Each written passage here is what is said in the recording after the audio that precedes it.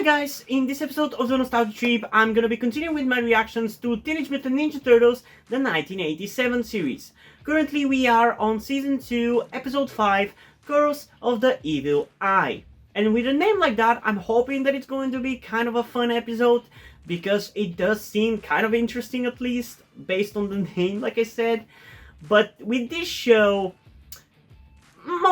more likely than not, it's just gonna be kind of like a mediocre episode, maybe kind of interesting at best. I don't really expect that it's going to be really good, but I do hope, because that name is just really cool. And I'm kind of getting a good vibe for this one, so hopefully I'm gonna turn out to be correct, and I will end up enjoying it quite a lot.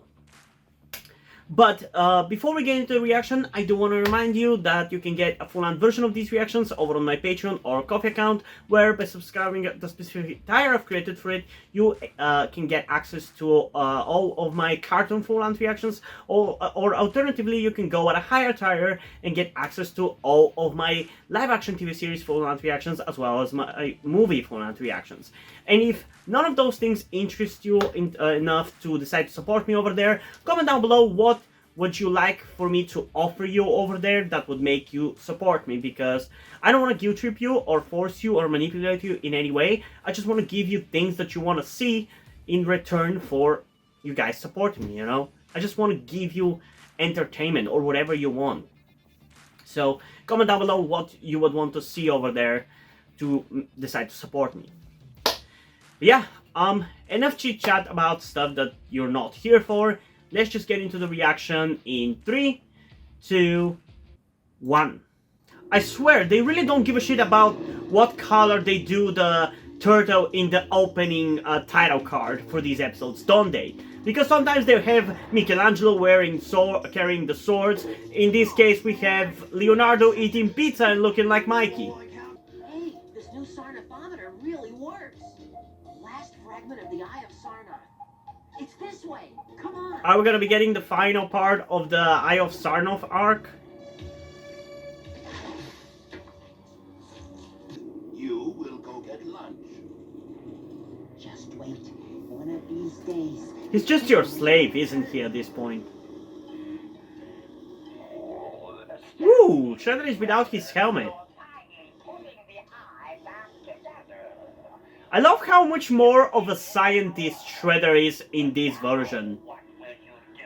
I don't know, it's just like kind of cool that he actually gets himself involved more directly with the things. Because usually he is the mastermind. To first rid myself of those blasted turtles once and for all. Look! It's them Teenage Mutant Ninja Turtles! Those showbacks are fugitives. I bet we Are they? Reward for nabbing them. Also, for whatever reason, this is actually kind of like a little bit of a better episode. It kind of feels more entertaining than usual. Too bad there isn't a reward for these guys. Yeah, we could have made a net profit. Oh. God damn it, that was kind of a good pun. Lost Baxter. Now how are we gonna find Shredder? Jackpot. I can transform any substance into any form I wish. So basically, it can do whatever the plot demands it. Ice cream cones? Ew, yuck. And whatever I What do you mean, yuck? Ice cream is not awesome. Although nowadays, for whatever reason, I always kind of feel like I want to vomit after eating ice cream. I don't know what that's about, but to be honest, that also applies to just drinking milk in general. I don't know if I've become lactose intolerant or whatever. We've got to stop this creature before it escapes. Also, seeing that we have a red dragon right now on the screen, I do want to mention that the cartoon called American Dragon Jake Long is on my radar to be reacted to eventually. Though when, I don't know. It just depends on how much people demand it. What in the world is that thing? Right now, it seems like people are really excited for me to react to Ben 10. So that's going to be one of the next few cartoons that I'm going to be reacting to. In fact, it's going to be the next cartoon I'm going to be reacting to after I'm done uploading Generator Rex. We've got to do something before the whole city goes up in flames. Hey, no problemo.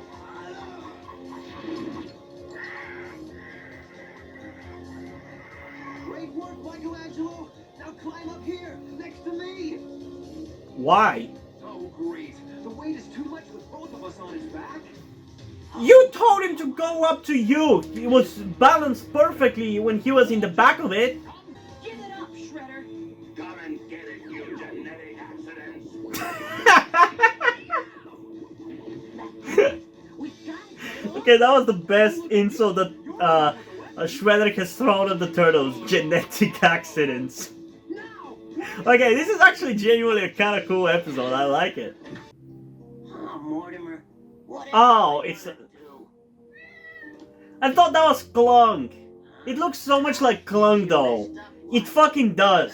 Tell me that this kitty doesn't look like fucking Klung from the 2003 series. It's the exact same design as well. Be your problem, Master. Not now. Crane finds out about this. But Master, I said silence, you blithering fool. I'm thinking. I can't be bothered with your ridiculous toys at a time like this. ridiculous toys. Ooh, we actually even also have a conflict between the two. This episode is actually genuinely engaging. Where are you? Baxter! Ego and I genuinely think this might be the best episode of this show so far. learned that this tracking device can home in on the eye. But I'll show him. Like, I'm actually engaged and not begging for death's merciful hand. Baxter, a man of my genius deserves magnificent quarters. A palace. A veritable Taj Mahal. You a Muslim? Or was it that Hindu? I don't remember. Why did you turn it into a goop monster? Personal chef. I think it would have been cooler if it was actually the guy from the billboard fighting them. Turtles. Could have been more creative, at least. Let that stuff touch you. It could be deadly. Yeah, don't sweat it, dudes. These chunks will take care of this walking glue factory. What? Yep, I figured that was going to happen. Maybe not. Don't panic, Michelangelo. I'll set you free. Gosh, you're a regular Abe Lincoln. Baxter Stockman have accomplished what Shredder could not. I'll bear that in mind, Baxter, when I deliver your eulogy, you traitorous vermin! A bit more and Man, Shredder seems to have a little bit of an edge in this episode. I like it. And I shall destroy the turtles with its power.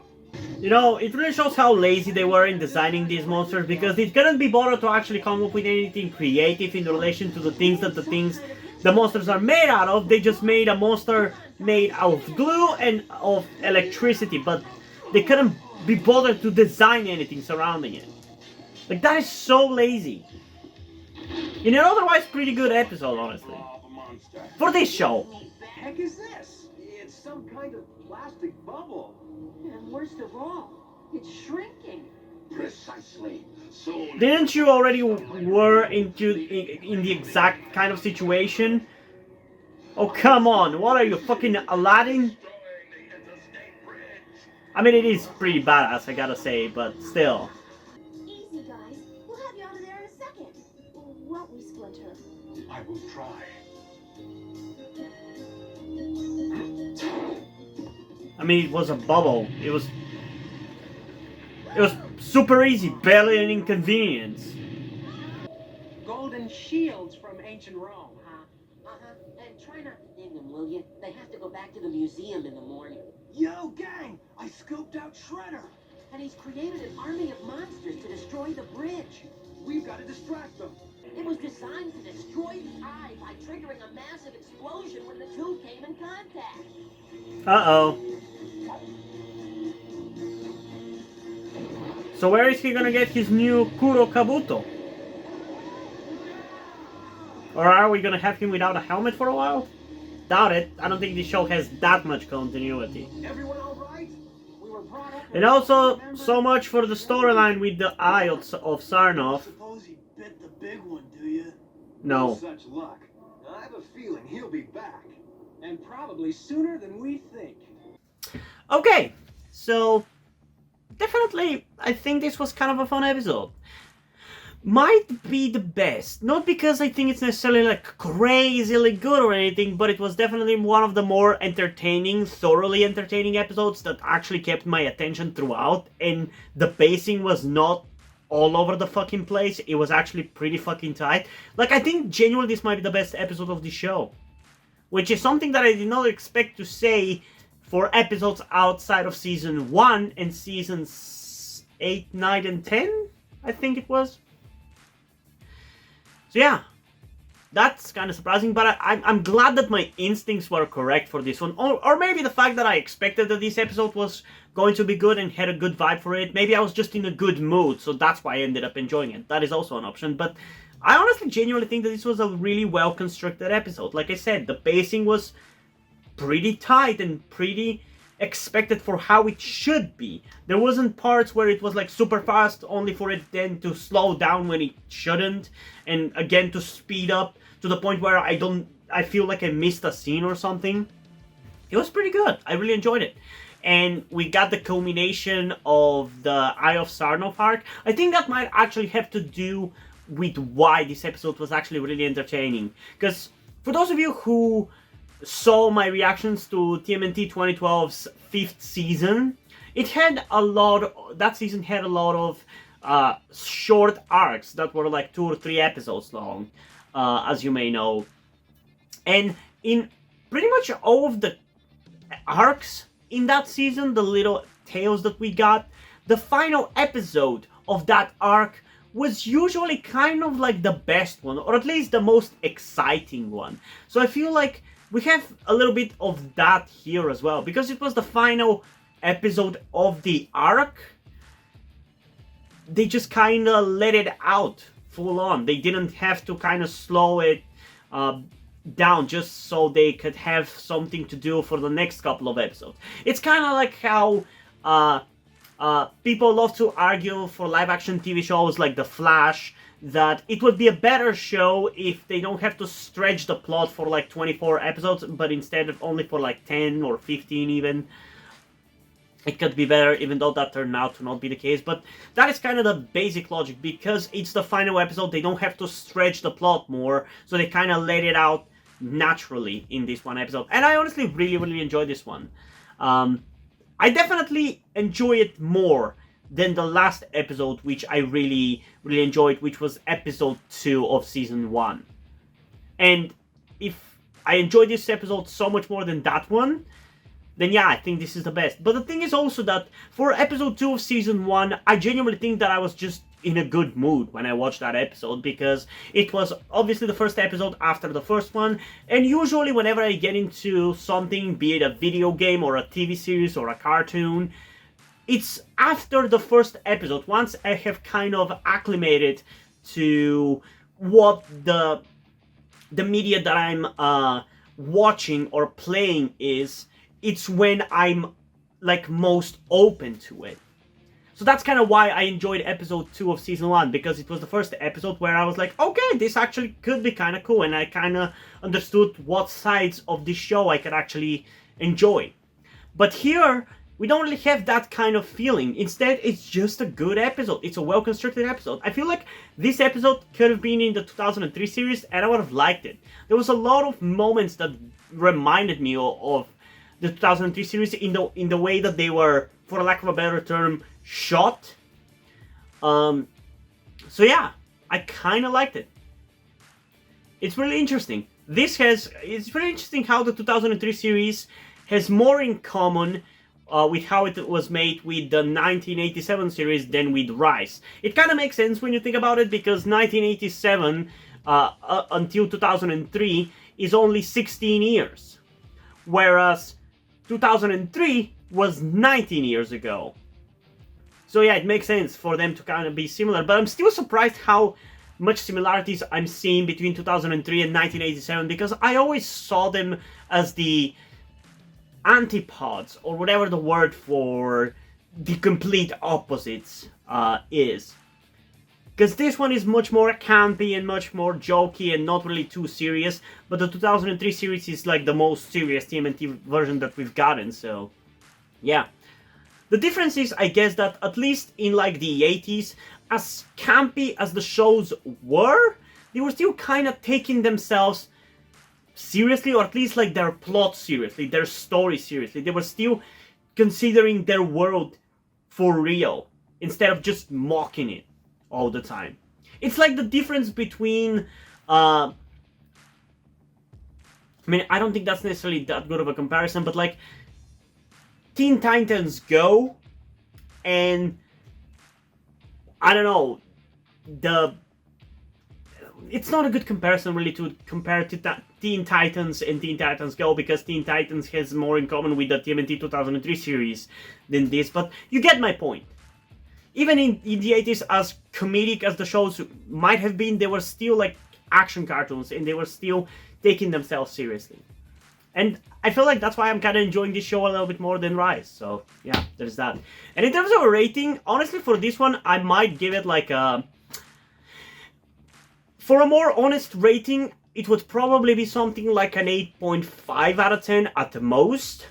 But because of how much better I find this episode than the other ones, and how much more competent it feels like, I kind of want to give it like a 9.5 out of 10 even. So yeah, pick whichever one of the two you want. I'm pretty okay with both.